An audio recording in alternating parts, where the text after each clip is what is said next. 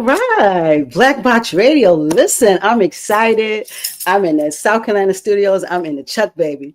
And so it's always a pleasure when I'm down south. It fits now. I've been here for a minute, and I do go back and forth to Baltimore, but South Carolina is like closed now. It's becoming home. So I'm loving that. So I wanted to welcome everyone to the show tonight. We got a great show tonight. We got the Kingdom series back. I haven't done the Kingdom series, I think, since 24. So listen, the King, you see that King sitting over there? We go into him. But this is the Kingdom series. It's for Black men. We love on Black men because Black men need pedestals. They need platforms. They need to know that they are the leaders of our community and that we appreciate them. So that's what this series does. It pours into Black men. We listen to their story and we listen to them. We want them to know that we see you. And so that's very important to leaders in the community. Sometimes you lead and you don't get fed. So we're here tonight to feed this king and hear his story. Brother Tory, I'm Queen, though. I'm a host at Black Box Radio. We are a multimedia platform illustrating Black excellence. We platform Black people. We expose Black genius. But more than anything, we disseminate information. And the information is for our community, the Black community, and also for other communities. But we want you to know we are unapologetically Black. We do Black thing, we talk Black ting, and we do Black 6 to 9 times a month. I need you to tap in. I need you to pull up. I need you to hit the YouTube channel. I need you to hit that like, share, and I want you to subscribe. Subscribe to the channel. It doesn't cost you nothing. Please, we're trying to build this grassroots space for Black people. This is an authentic space for the Black face. So please, again, like, share, subscribe, and comment. We want to hear from you. And we also have an email. You can hit us up at blackboxradio@gmail.com. And you can hit us up on our website. We have a fire website, blackboxradio.com. Hit our website up, but make sure you subscribe. You can subscribe to the website, and you also can, and that will give you our newsletter. We have a newsletter that comes out bi-monthly. You'll get that. You also can tap in with the events that we're having. So hit our website up at blackboxradio.com, and also the YouTube channel. Don't forget. Hit the YouTube channel. So this is the last BBR joint that we're going to talk about. We're going to talk about, listen, we got a place for you. If you have a show, you have a blog, or you have a church, hint, Brother Tory, listen, you can bring that on our platform. We'll do all the back office. You just have to be pretty and bring your content, and we'll take care of the production of it and how it comes across. And it can come. We have people on that's come on bi-monthly. We have some that come on every month. We have some folks who come on every week. So please, we are looking for creatives. We want this to be an authentic Black space that just gives information that is not very a bunch of buffoonery, but a bunch of information and love and fun. So please, if you have a show, hit us up at blackboxradio@gmail.com. Put new show in the header, and we'll get back in touch with you, and we'll develop that thing. So that's all the business of Black Box Radio. But tonight, this is the big business. You see this brother standing. We got Tory Liferidge. He is the pastor of, I was telling him earlier, G-Rack. Grace Reformed.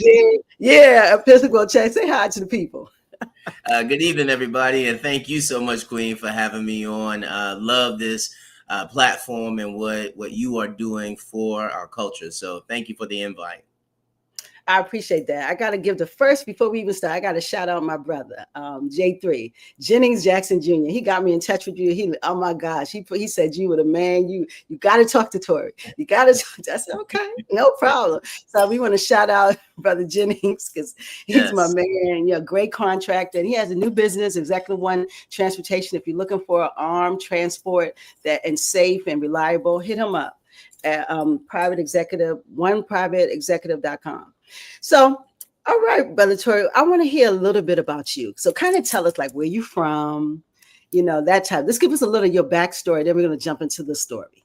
Sure. Well, I was born in Brooklyn, New York, raised here in Moncks Corner, South Carolina, graduated high school and attended Duke University, played football at Duke, majored in sociology with minors in business and African-American studies. Then discerned a call to ministry. I thought I was heading to either Wall Street or Madison Avenue and ended up in Washington, D.C. at Wesley Theological Seminary. Got my MDiv, and I focus on the urban ministry track because I've always felt called to serve my communities. I Mhm.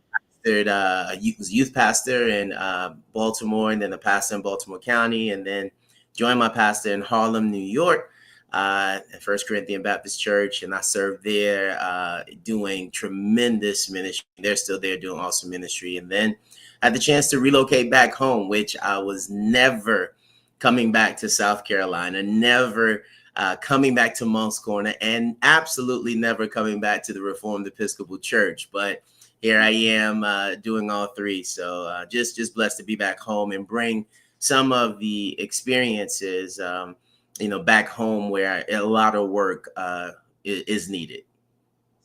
I like that. You never say never. That's what I'm saying. Because I said I would never come back to South Carolina, never. And today I'm in South Carolina. It's something, it's something about making things final too early. Yes. Take your time, because you never know what life would happen to you, And so I didn't know you're a Baltimore guy. You've been, a little bit about Bmore. What? Oh man, love my time in Baltimore. I actually lived in Columbia, Maryland, with the school in DC, and then served two churches in Baltimore, one in the city, one in the county. So totally different experience. So I served an affluent African American church in Baltimore City, and I pastored a Caucasian octogenarian congregation, Polish congregation in Baltimore County in Essex. So, but that was probably in my ministry journey one of the greatest growth experiences for me that I had. So I treasure my Baltimore time. Absolutely.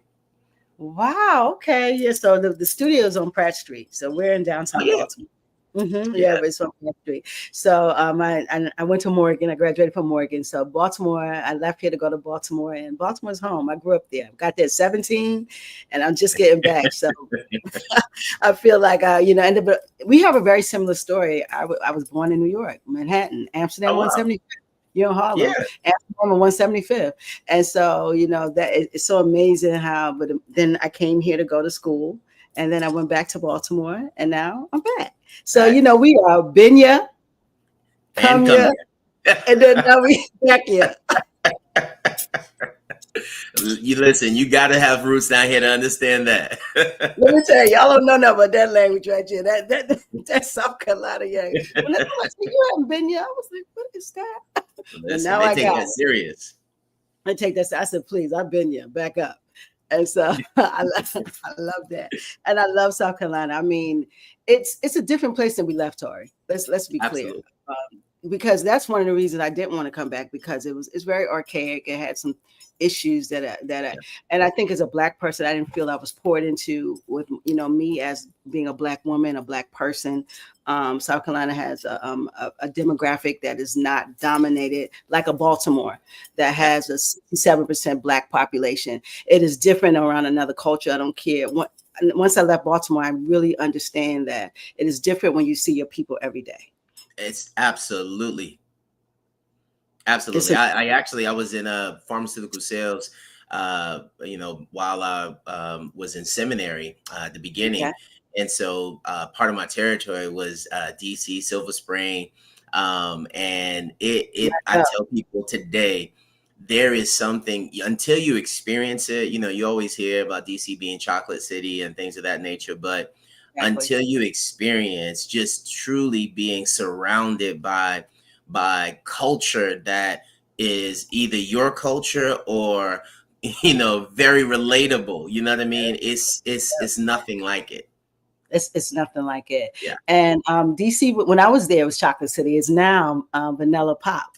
It is not. It's 40% Black. They have actually reduced the numbers. It was a dominating Black culture for the longest. It is not. It is now a federalized city, per the president today, which is awful. Yeah. I want to say Ashe to DC, and I know those people. With the crime going down, this is the propaganda and the waste of resources and money that this country rather spend time on, because they're afraid of other people.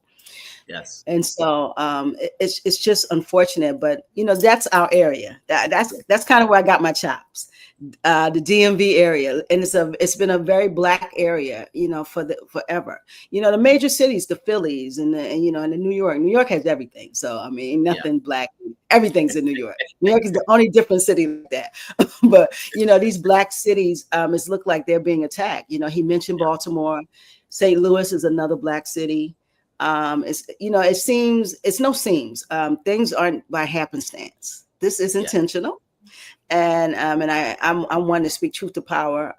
I think that what we're going through, and we as Black people don't understand that being together and being united is not feasible, possible, and something that we have to do. Trump gonna show us, baby. He ain't gonna stop Absolutely. it. But yes, but to an extent, we've been being shown this, and I feel like we've been fragmented for so long. It's just that now the consequences are we're Dire. seeing it. It's much more dire. You know what I mean? Yep. Yep. With everybody, chasing their proverbial bag, That's it. focusing on themselves and not really buying into the need for civic education. And, there's enough blame to go around. You look at our historic institutions, whether it's the church or, NAACP. Like at one point, I remember in my maturation process, I'm like, man, I'm not, going to be a part of those, dying old organizations. And it wasn't until I really got back on the ground and needing, the apparatus that they provide, when healthy, legal redress, doing some critical demographic research, those are the resources and tools that you need on the ground. But when our organizations are becoming defunct because you have old leaders that won't let go, won't invite younger people to get involved, and so our younger people are busy and they're not getting involved, and we're losing on many different fronts, and it makes it difficult for the handful of people that are literally out there on the ground doing the grassroots work to really have the base that they need to really impact change. So. And you said a mouthful, because leadership has to be something where you cultivate other leaders. There's no Yes. leader that lives forever.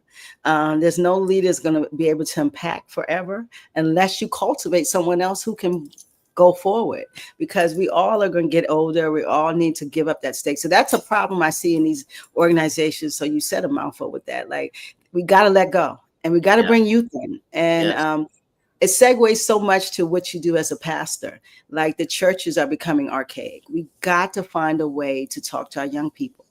It's very important. The church has been a mainstay. It has been a place of revolution for Black people as a community. It needs to get back to that, but it also needs to cultivate youth. So how do you kind of feel about that?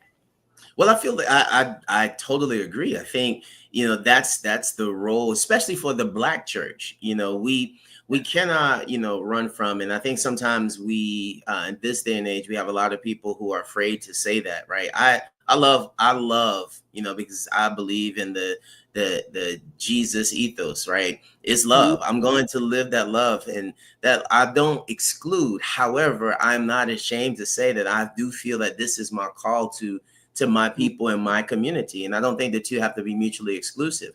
But I think we have too many people that's afraid to buy in for several reasons. One, the focus now is on how can I grow a church, especially with the online platforms. Everything is just about growth, and it's about personal egos and things of that nature. The other part is I don't think that we taught enough for people to see celebrated that you can just do your work. Like it is powerful to do your work, regardless of whether your name is in lights, or do the work in whatever part of the community that you've been placed. So I feel like we are losing with that. But yes, we have to pour in.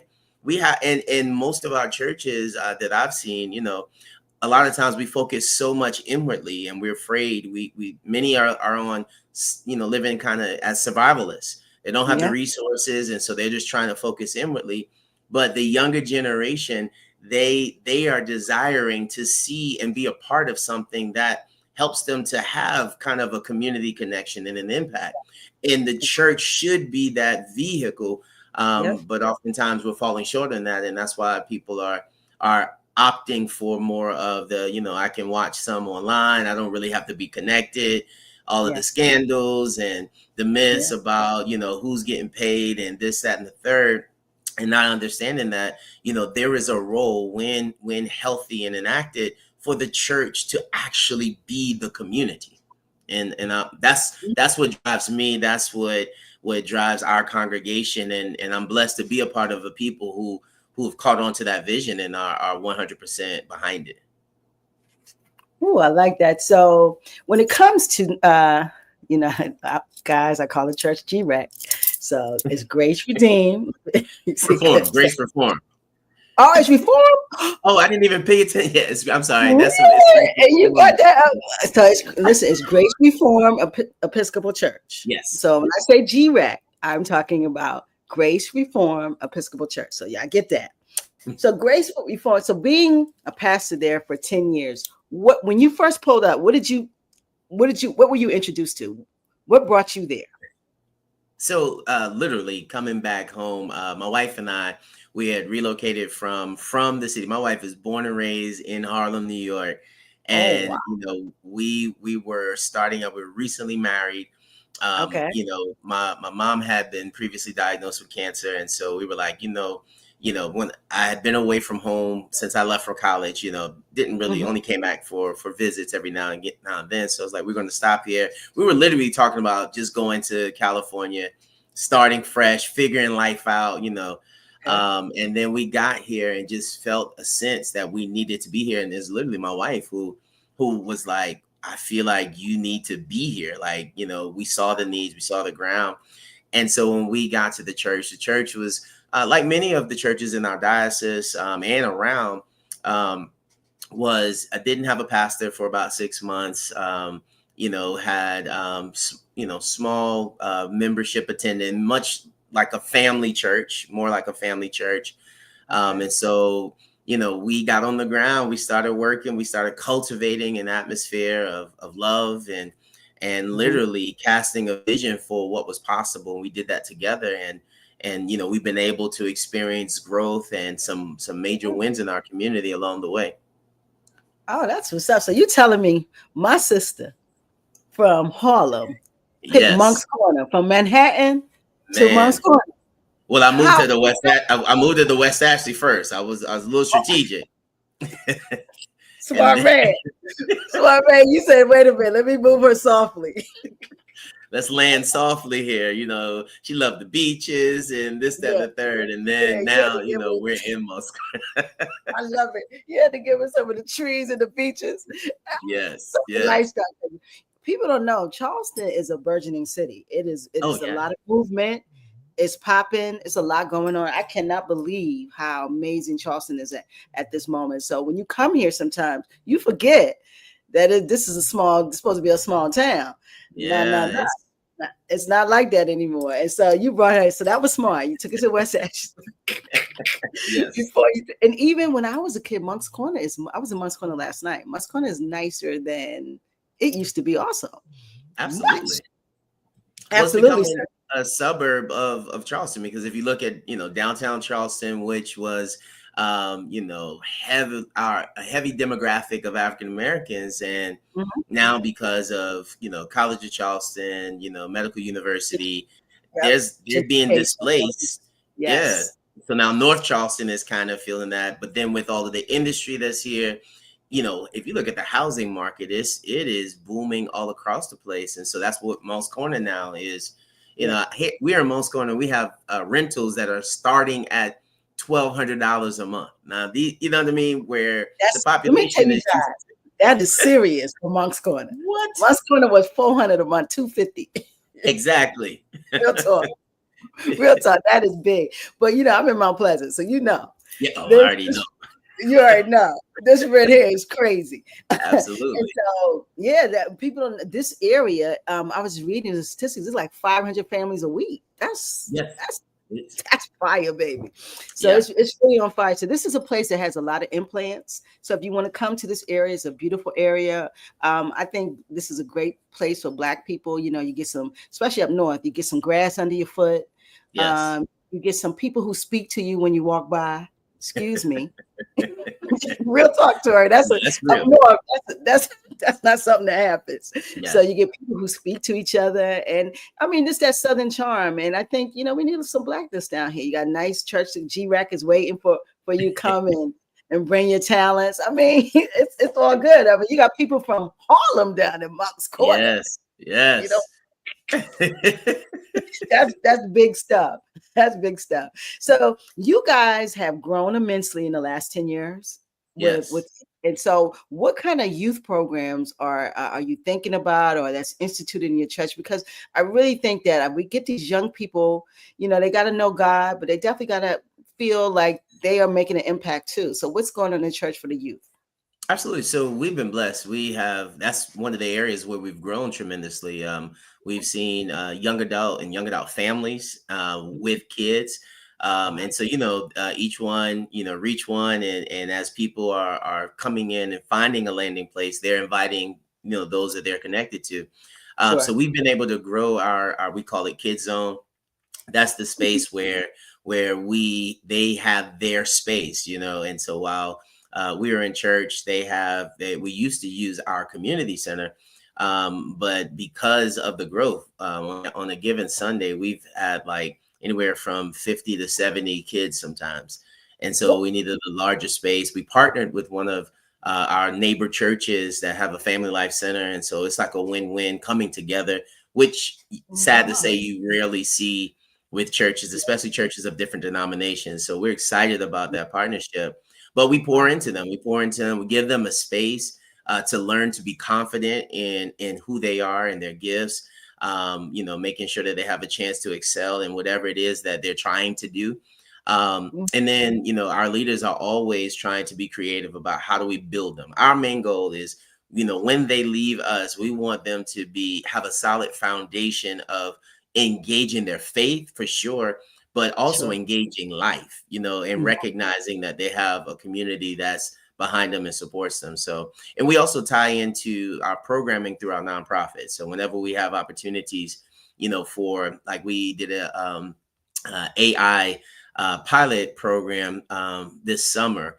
And so we've had a few of our children who are connected to the church participate in that, where they learned kind of some of the AI basics, but also did an internship with a nonprofit in the community, and now are using their AI skill set to provide like a consultation, ways that they see that the nonprofit can improve efficiency. So, those are some of the things that we're trying to do to make sure our children stay, in tune with what's happening in the world, and that they have opportunities. That's what's up. The church this is a place where people voluntarily come. It's, a lot of times you look at the court, people don't be in court unless they want to be in court. They're not, you go to the grocery store because you want to go. The grocery store is so high. You go there because you have to go. So church, you voluntarily wake up, and that's a place that you want to be, and it's for your own growth. And I see in the South, people make time for church. Yes, that's a Young huge difference. It's a huge difference from the North. The young people make time for church. And so when you have people who are already stimulated to go to church, it's a blessing that there's a place for them, And so I love what you guys are doing at GRAC. It's a beautiful thing. So let me say good night, Mom. And so it's just it's just a beautiful thing. But I always want to know, like, when you came from Manhattan, did you say, I'm going to bring some stuff to Monk's Corner, or you said I got to deal with Monk's Corner and kind of bring, because sometimes we come from North, we think, oh, we're popping, we're going to bring everything, and it just don't fit. Yeah, It just it doesn't. doesn't fit. Yeah, Well, you got to deal. Go ahead. yeah, no. I think I've been blessed. My pastor and my mentor is one who kind of shaped, me in terms of being confident in who you truly believe God has called you to be. So therefore, when you know that God has called you to ministry, then the ministry that God has given you is for you. So it's for you wherever you are. And so, Oh, you know, that was my approach is, you know, if this is where, you know, the alignment is taking us and we're becoming a part of GREC, you know, then it's like, well, here is working with the community. Okay, what do you all sense? What do we sense? But also mhm, this is who I am. So if you're calling me, this is what I am about. This is what ministry means to me. I consider myself to be a community pastor. And mhm. so, you know, it's sharing and casting that type of vision, you know, sensing what was going on, and then, you know, just being myself and being me was I can't stand to see, you know, our communities just sitting back and settling for pennies when we know that there are investments being made in other communities. I can't sit back and see us, you know, being quiet and huddled in our little corners when, you know, no, everybody's afraid to speak up and speak truth to power. Mhm. And so that's just me, and that's kind of the lane that I found myself in, and just went for it, man. And it's had its challenges, you know, because sometimes when Mhm. you are the only voice, you know, it's Yeah, not so much that you're afraid, but it requires much, and it can it's drain pressure. every and burn you out, you know. Yeah, yeah. And that's why it's important to have to be united in this thing so you don't take Yes, all of the all so you have some buffers. Because yes, and you know, one of the things about Europeans, they teach a lot of individualism and materialism, all of these isms that don't help the culture or help people as a community. And so as a community, you need to have others. You can speak truth to power, but if you're getting beat up all the time, you're not going to stay long. It's going to be very hard for you to keep going. And that's what happens to the truth tellers is they don't absolutely. have any, yeah, they need a safe place to land. And so GREC, I see you in with it now too. GREC is now a Yes, safe place to land. So you've been there for 10 years. So this you just had your 10-year anniversary. So how yes. does that feel that you've been somewhere for Uh, 10 years? Man, it's been an overwhelm. Still kind of settling in. You know, I'm not one to anybody that's been around me. They know I don't. Um, Accolades and I don't really pay attention. I want to see the work done. I want to see our communities empowered. That's what drives me. So sometimes it's hard to just sit and take in some things, but to see Yeah, what we as a community and to see our leadership, and how that has grown and how they have bought in, and because of that, to see the level of impact that we've been able to make. You know, our church seeded the funds for our nonprofit, and you know, to see the work that we're able to do through that nonprofit to impact our community, it's been phenomenal. And to have a church that, you know, especially in this day and age, where in this climate where, you know, we see the grant world is kind of shifting and all nonprofits are trying to adjust to the yeah, new norm. We're blessed because our church buys into what we do. So yeah, therefore, you know, when we annually, you know, anywhere between, you know, 65 to $85,000 goes into our nonprofit to make sure that it's running, make sure that, you know, we have the person that's there, you know, to affect programming. So yes. that's been a blessing. So seeing that and seeing where we are and seeing the foundation for now where we can pivot now and figure out what the next 10 year is, that makes me the most proud. That's amazing because you know the church is also it also has almost like a nonprofit standing because it's a community service Yeah, organization. So that's the beautiful thing about the church. And then for it to be as powerful now to seed a nonprofit, that speaks volumes. yeah, And I really like that. Now you have your own stream. You're actually effectually funding yourself. You're your own bank, yes, and yes. but the people have to buy in. That's not something that you could just say, "Oh, me and First Lady going to go out here and sell some pies." No, you know, the people have to buy in. And so that means Absolutely. that they're stimulated. They, you know, they understand that the mission is effectual, Yes. impactful, and they're fine with it. So I really love that. What is your nonprofit? Let's talk about that a little bit. What is it? So the nonprofit is the Grace Impact Development Center, where you know, great story around it. You know, when we first came, we were getting into the community, and our church resides in a well-known historic African American community called the Wall Mm, Street community in Moncks Corner.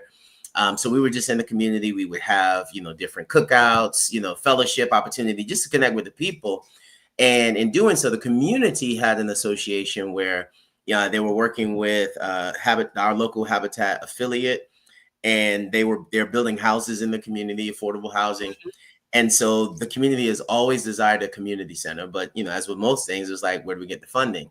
And we did a prayer walk and came together, and we said, you know what, on this corner that was a blighted corner at the time, dilapidated buildings, the unemployment tree used to be a drug spot, hangout.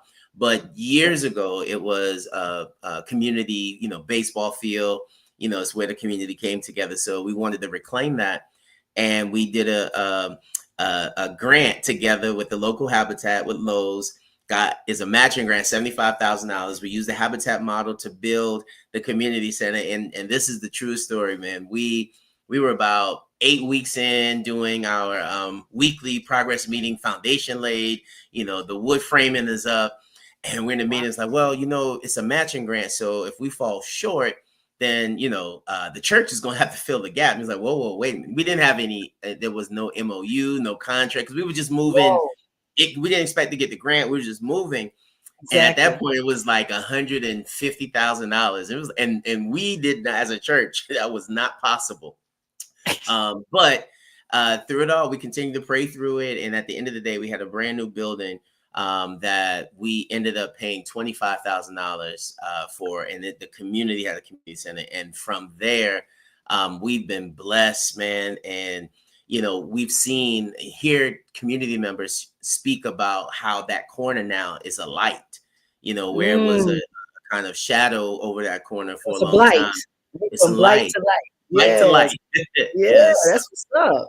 So that's what we do. We focus on food insecurity and workforce development, and then leveraging our relationships to help smaller nonprofits and community organizations in our rural Berkeley County communities. That's amazing, because we see in communities, especially older communities, where people are dying, of course, and then the children are different, and things sometimes deteriorate. You even see houses that they leave the children and never get touched again or start to dilapidate. And so this building now has brought life to the community. So, and every community needs some place to hang. Absolutely. So that's what's up. So so Lowe's actually gave you guys money for that also? Wow. Yes. We applied for a matching grant, and they gave us a $75,000 matching grant, and we were able to match it and build the center. Really? That's amazing. And so programming comes out of the center. Is that how? Okay. Yes. So we have so our church hired a program director. She's now the co-executive director, and well, actually, our structure, we basically brought her into the church because she's been operating as a kind of an independent contractor, running the programming at the center. But we also need her to make sure that, she can be able to put up some Social Security and things of that nature. And we were all just moving in faith. But she is now our outreach admin for the church, but part of her role is to continue the programming at the community center. But we have, like I said, our food pantry is our staple, bread and butter. We were prepared and had a budget in 2020 to serve like 30 to 40 families. And we only had enough like through April. We're going to figure it out. And then COVID happened. And because we were set up, man, we started getting grants left and right to do. So we got equipment. So now we serve on average probably about 300 to 400 families per month and about 600 to 700 individuals a month. Oh, that's real work. That's amazing. COVID kind of, when it came in, if you had your structures ready, you could get off and running. A lot of people had to, they weren't ready, and it's like the school system and a lot of adjustments. But if you already had like a pantry or a food closet with a way to distribute food, because they had to get food out to the people. Absolutely. And so that you guys were up and ready to go. So y'all just went at it. We did, and we haven't turned back. So that's been kind of the story of our nonprofit. We've been blessed to be in the right in the right spaces in the right time, and networking with any and everybody. In the beginning, we were trying to just go everywhere, learn everything, learn from other organizations, other people. There's no shame in our game. If you're doing what we feel we're supposed to be doing, we want to come show us what you're doing, how you're doing it. And so that has been a blessing for us. And now, part of our workforce development, one of the things we're most proud of, we retrofitted a Connex 45-foot Connex container. And we have 4 welding stations in it. We have retired master welders who put this together. And so we were running that through a grant, but then through our networking, we had an opportunity. So now that container is at Lieber Correctional Institute. And we're working with inmates who are 2 years out from being released, getting them certified in welding. So as they come out, we can also use some of our relationships, get them placed with some opportunities, because the need for master welders or welders in this area is tremendous. It's a great paying job. So we're doing that. Yes. Yes, it's in this area where there's a lot of building, and it's it will pay the heck out of you. Absolutely.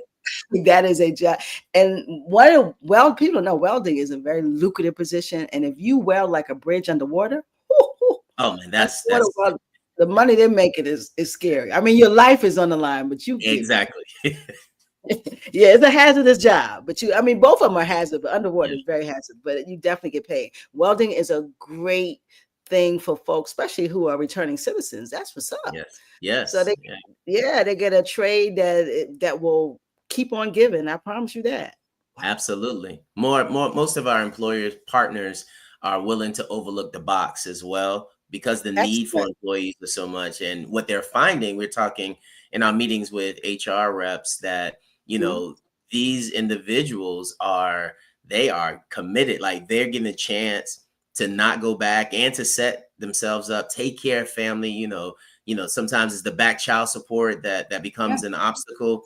But so they are some of the best employees. And so now that narrative is getting out there, it's opening up more and more opportunities. That's what's up, because listen, most of them are running after the bag. A lot of problems with the African Americans, they cannot work. We are being suppressed from jobs, especially these young men, and they're going after the bag. So they're doing some illegal stuff, but they get into a job that's going to pay them better than the bag, baby. Because there's no money in drugs right now. You get more money working these days. Yes, and benefits. Yeah, really. And being able to save for your family is very attractive. So I love that you pour into folks who've been impacted by the criminal justice system. This what builds community and builds churches, but more than anything, community. Because a healthy community deals with their spirituality. I just believe that a healthy community looks to deal with their spirituality. You don't have to push them. They understand that that's an important part of health, and so what you're doing is putting pieces that are healthy back into the community. And when we do that, then we don't have to talk about no crime, because people who work, got some cash, got a credit score, they ain't got time to thug, baby. Absolutely. 100%. And so what we hear now from it doesn't make sense. He's talking about cities, but it's because the cities are suppressed. Give people chances. Make it equitable. You won't see no crime. That's why you see these nice neighborhoods. You don't see no crime because they're busy. Absolutely. So I love. I gotta come to G-Rec, baby. Come on, right here. Yeah. I gotta come. Y'all spreading like mustard. I gotta come check that out for sure. So when it comes to what you're doing in Moncks Corner, when I looked at the demographics, Black people are a small amount. Black and Hispanic and Asian are a very small part of. That's South Carolina as a whole, but Moncks Corner too displays the same thing. Is that this state is European dominated. It's just what it is.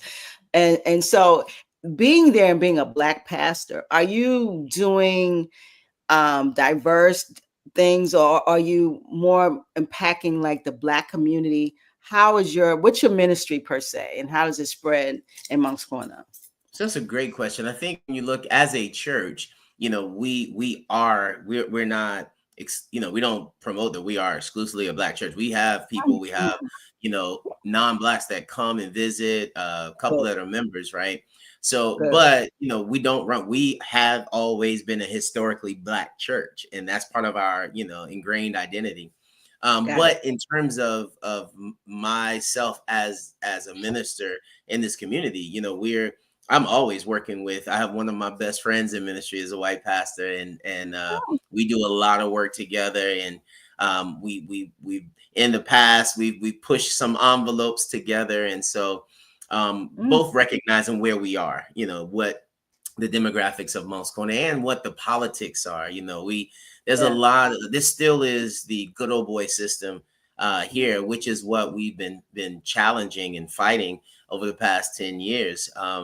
So yeah, we are involved in diverse ministry. Matter of fact, I'm part of an organization, ASHE, stands for Advocacy, Service, and Education. And the role of this organization is to, really encourage and be for the betterment of Black Berkeley County. Not to be exclusive. It's every culture is invited in, but when we do something, we are focused on the betterment of Black Berkeley County. And so that is something that I believe has been a powerful tool that we now have to help in a lot of the work that we still have to do.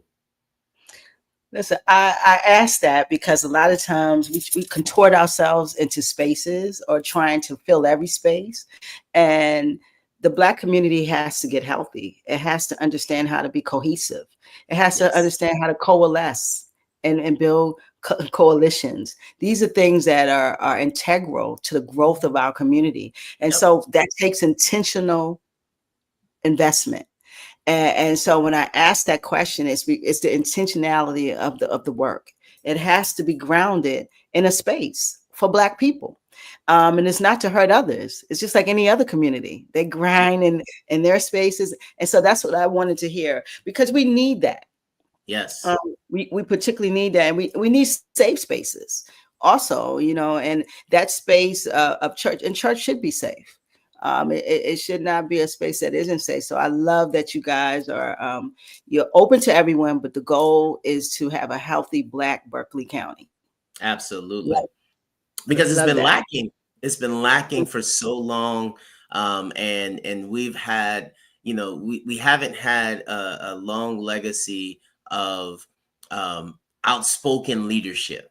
We've had great leaders, in communities. I mean, strong leaders.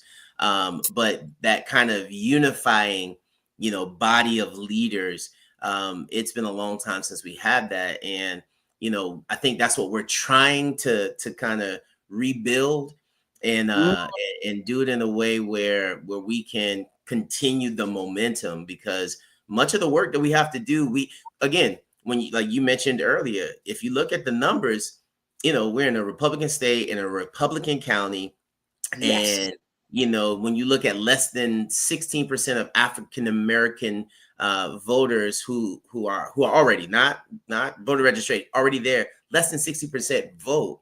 So when you look at, we have a chance if we actually turn out to really change some of that, but we don't do that. And as I look at the younger generations, and we keep younger and younger, they're becoming more and more, disinterested in civic education, you know what I mean? And thinking that it's necessary.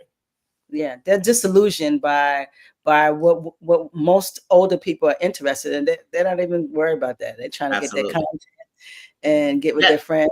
Yeah, they're into technology. And that's why I think a lot of times if we do want to do civics, it has to have a technological application.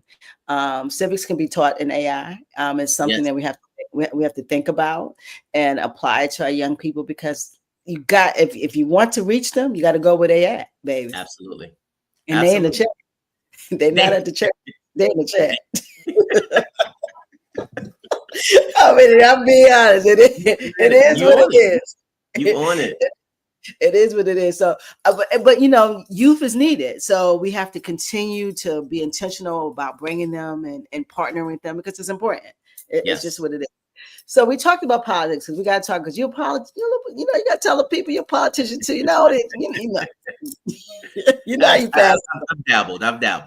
You dabble. And so you're very interested in civics, and you have ran for office. So what do you feel like in your community? What is best now when it comes? What is needed in politics in Moncks Corner? We need fair representation, right? I mean, because if you look at the dynamics of, if you look at the dynamics of our county leadership, if you look in our different municipalities, it is way out of whack, right? And all we've really been asking for is fair opportunities, because the way that things go right now, if you're connected to the power structure, right? They are the ones that it's not just the elected positions, it's the boards and the committees that they appoint. They appoint their people who have their marching orders. So when you think about, I think one of the greatest examples that we have, where in Berkeley County, we've squandered because of the ARPA funds, right? COVID relief funds that was given out. This was generational funds that could give you the opportunity to do projects that you never would have the funding to do, which is why we pressed our county to do water lines, because there are still communities in rural Berkeley County that do not have access to clean water. We have grandmothers that will come into county council meetings showing mason jars of the water from their faucet, and it's brown, right? That's a reality. And so we had a chance we had $44 million. We had a chance to get, I think the project to extend water lines in one of our cross community was about $18 million. Okay. They did this whole dog and pony show about, what it would do. It's a limited amount of houses that will bring it on, what, et cetera, et cetera. Did that to appease us, did not do that. They were trying to use the money for their pet projects, but then, there were strict federal guidelines. So they got slapped on the wrist for that. So then they came back. There was about to be a sunset on the funds. So literally they squandered these funds. They used it for some campaign finance. Because one of the times that I ran for county supervisor, I met with a very influential fire chief. And he wanted to meet at one of the premier good old boy lunch spots, which was right next to where the incumbent county supervisor got his haircut. And I saw his truck happen to be there that day. He had been trying to get new radios for his fire squads. County supervisor said no. He met with me for lunch, which I understood what it was, right? But I still took the meeting. And all of a sudden, ARPA funds were used, I think, to the tune of $5 or $6 million to get new radios. And of course, he got the support. That's the way politics work, right? And so you have that going on in terms of what we're fighting against. So with all that being said, that was one purchase, but the rest of it, they had it sitting there. Because it was going to expire, they decided to chop it up and give it to each county council member, got $2 million, and the county supervisor got $4 million to use those funds at their discretion, for projects that meet the guidelines in their own communities. So, I mean, when you think about that, then you go and look at the list of projects. We understand what this is. Again, that promotes campaign. You buy votes, and that's what we're up against. But and then just to let you know, when I talk about all of the hard, the years of being a vocal and outspoken opponent of the good old boy system and challenging it, our organization, for our council member, we put in to get funding. I think we're supposed to get $100,000 for, we're trying to build a teaching kitchen, right? To go along with our food pantry to educate for food insecurity. And out of 40, I think it was 49 or 51 organizations, they were doing a slate approval. There was one organization that they said, we're going to reject that organization and reallocate their funds to another organization. They had to make sure it went to another African-American organization, right? Which it did. And that was our organization. And it's literally, they're blatant in what they do. And that's what we're up against. Like, especially in this environment, they're emboldened. So we got more of our people that are less. Repercussions. They can do anything they want. Absolutely. And so we talk about, because Tory's nice, and I ain't nice as Tory. He's talking he's talking in politics. Let me talk in black. Let me break it down for you. Absolutely. Because what we're talking about is nepotism Yes. and the good old boy system. It's white Absolutely. people taking over, and they don't want to lose any power, and they don't want any black person to say one word. That's just what it is. That's what goes on in the South. Yep. We got to speak on it. It is very important that we end this, because when you see black families come, they talk about us as we shouldn't help our families, but they are the the originator of nepotism and this good old boy system that is very hard to go in and circumvent. It is Yes. very hard because you don't have the resources. They have all the boards or all of the committees. Everything around them is insulated. Yeah. So this insulation allows them to push people out and control the narrative. And so these are the things that we're trying to fight. So black people in South Carolina, let me talk to you for a second. We gotta get 10 toes down and understand what we're up against. And if we are all together, I don't care if we 2%. If we're all together and we're united, we can get some things done. Absolutely. So we can get some things done. So Tory, what's your email so these folks can see you and yeah, give me your email. Let me put it in the chat. What is it? It's Tory, Tory at graceu.org. Grace in the letter U.org. Okay. I knew that, but I want you to say it. Yes. But yes, so listen, hit this brother up, because coalitions matter.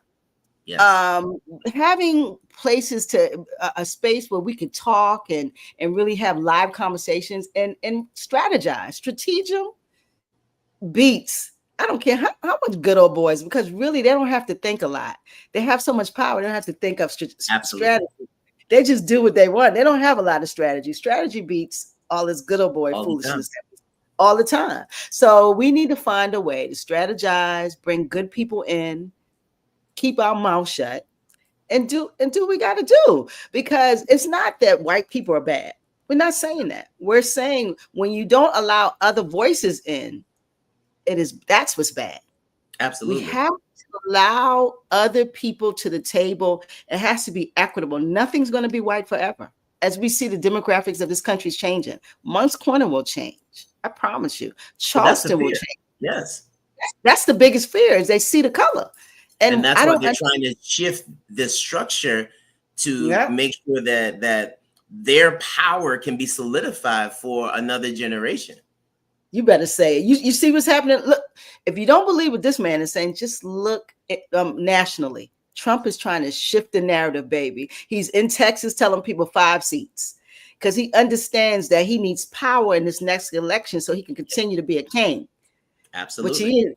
So this has happened nationally, and it happens every day locally. Absolutely.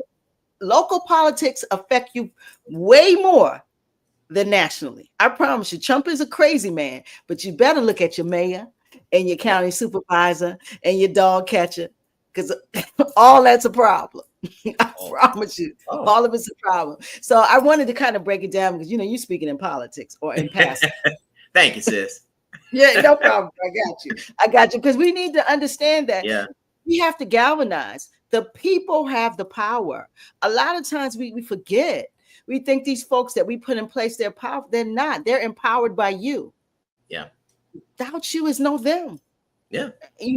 And after a while, what we see is hurting white people too. White people hurt. Not only white people hurt. Well, let me tell you that if the structure that I was just laying out, I promise you, first of all, when I ran for county supervisor, right, that was the first African American to run for that office. And what people don't realize, we were talking earlier off air about campaign finance and whatnot. It was $7,400 to file to run. That's just to file. A small town, and we talk about a small place, y'all. Yeah, 75-4. Yep, to file. And then, you're running against people that they build their coffers, right? Because as they do favors in their term, they get people to donate to their campaign. So, you got a county supervisor got $200,000+ that he can spend, but he doesn't have to spend when he either goes unchallenged or, you don't feel like it's competition. That's where I was, right? We were trying to get challenge. So their narrative, and I have a lot of people who are embedded in a lot of close places, right? And as we were running, we got 38% of the vote, with Oh, less that's than good. 16% of African Americans voting. So that tells you something. That's So, pretty good. Oh, publicly you they were scared like, them. You scared exactly. them. Publicly they were like, well, we obliterated him.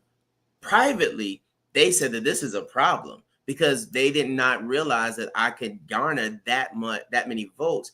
That Yes. shows a lot of people that they're uninterested in how they are operating. So, Yes. but organized people be organized money all day long. We just have to be committed to organize. That's it. Organization of people, like he said, means beats organized money all the time. And you see, like your first African American, less than 16% is voting, and you're still getting more than a quarter of the vote. That's powerful. You better Absolutely. keep doing that. You better keep scaring them folks, because you're gonna scare them right and be county supervisor with your We're gonna see about that. yeah, Also we gonna working see behind the scenes though, because we need more people who are prepared to run for a lot of these offices. So we're taking the long game. We know it's going to be about 10 cycles before we it. get everybody that we envision to be in position. So that's Mhm. kind of our strategy right now.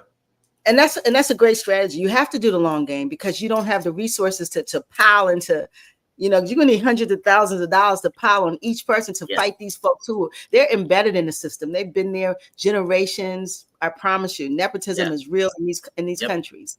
And so for you, 10 cycles makes sense. It's long, it gives you time to strategize, and you build on what you're doing. So you're building on this 38% that you had before. So I love this. So that means you have so a coalition going on in Moncks Corner. There's some things going on.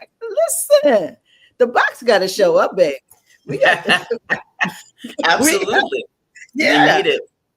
Just real quick, one of the things that you mentioned earlier, touched on, Go ahead. there are so many people that are operating in silos, right? Either individuals or a small organization that are doing great work. Nobody knows about them. They don't have the True. platform. But the more that we can bring ourselves together and expand that network, then one, you don't feel like you're by yourself in this work, but two, it gives us a chance to strategize on an even greater level. And so I think that's some of the work that's happening right now and needs to happen even more. I just love that, and it's very important, and that's why I say all the time that we build a lot of things, but we don't understand our messaging, and our media is important. Yes. It's important to have a space where we can talk about our stuff, where we can bring light to our things, because we wait on the local news, because they're not doing anything that don't benefit them. If it's not benefiting them on a grind scale, they don't care about what's going on in the Black community. It's just it is what it is. So we want to get these messages out. Please hit us up. We will put you on. We will talk about it. We definitely love to link, because that's the number one. It is opening up this Rolodex. And if someone needs to get to Tory, I have the information, and they can email, because we can't do anything alone. They pick you off one by one when you're by yourself. Yeah. You need a coalition of folk. You need it. It's important. No man is an island, and no organization is an island either. And so I love what you said with that. And so final, we almost in an hour. We do an hour here. I want to know. So what's next for Tory? Let's talk about that. Wow. Well, I mean, we have some. One thing you'll find in the folks that's close to me, they know there's never a short of vision and creative ideas. But we have a couple that we're going to be working on. Announced to our congregation, we're going to be working with a credit union that's coming into the area, trying to re-educate some of our folks, because most of our folks at our income levels, we need to be in credit unions and not these large financial institutions. So we're gonna start a savings drive where we're gonna save some funds, commit to it for a year, and then in next year, in a year's time, we're going to be able to use that. And my vision is that we are able to start some sort of cooperative, so that we can show our folks, the benefit of saving and unifying our pooling our funds, to build something that's going to not only fill a need in the community, but also, hopefully be a blessing to us and to our children and our children's children. So It's continuing to try and help with our workforce development programs, try and build people and build our communities inside the church as well as outside. That's the work. That's what always keeps me going. So that's always a part of my next. So I love that. So you're going to keep digging. That's what it Yes. is. Yeah, you got to keep digging. I love that. And finance is economics, as we see, is very, very important. Next month, I'm going to have on a man. He's going to talk about insurance and IULs. And we need to know about products. We need to know places to put our money. You don't need a lot of money for these things. Yep. And for your children to invest early so that they can have a nest egg. We got to start leaving bills. We got to leave thrills, baby. Yes. We got to leave. Yes, we got to leave our young people with something so they can go forward. They have to start over each time. You can't win if you continue to have to start over. We got to give them a leg up and stop worrying about how they're going to use it.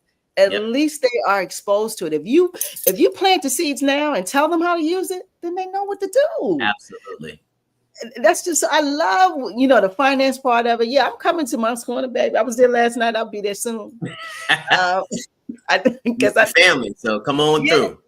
Yeah, because I got to get entranced in the movement. I'm not a politician because I'm going to tell the truth, baby, in your face. And I'm not speaking. I'm speaking Black, so they're not going to love this. I'm not a politician, but what I am is a person who wants to have this space so we can speak and communicate and be able. Because sometimes these folks they don't show up when we need them, when we need to talk about something. Absolutely. So I really, really appreciate you coming on, Tory. Thank you. Yeah, I feel like I talked to my brother tonight. I really did. You did. I did.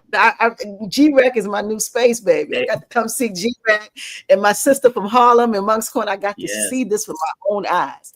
Manhattan and Moncks Corner, got to see it. Absolutely.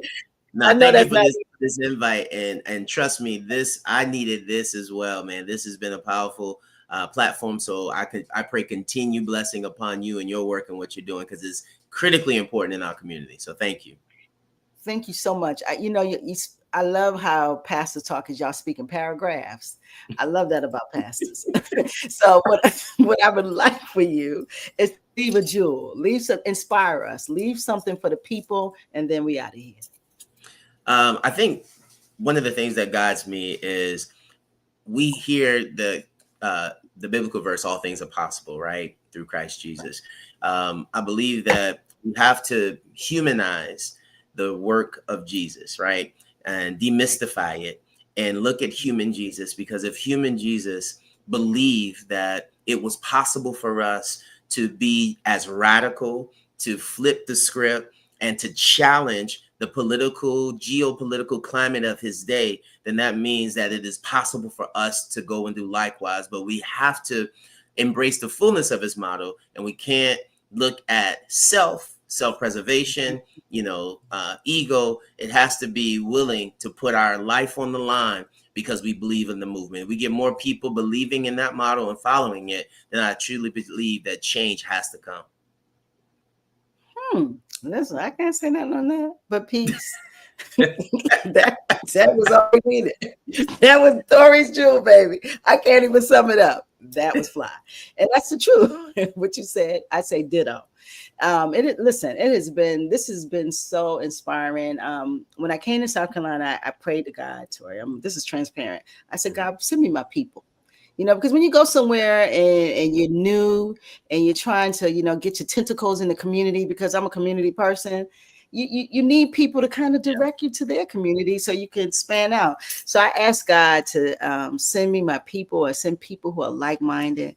And so the blessing is I am so blessed to have met you tonight. I can't wait to come to G-Rec. I know we're going to see each other on Saturday, so that's a blessing right there. Absolutely. I get to look. I get to see the Tory. Need to look you in your face. So I'm so happy for that, and I really appreciate you coming on. And we got some work to do in South Carolina, bro.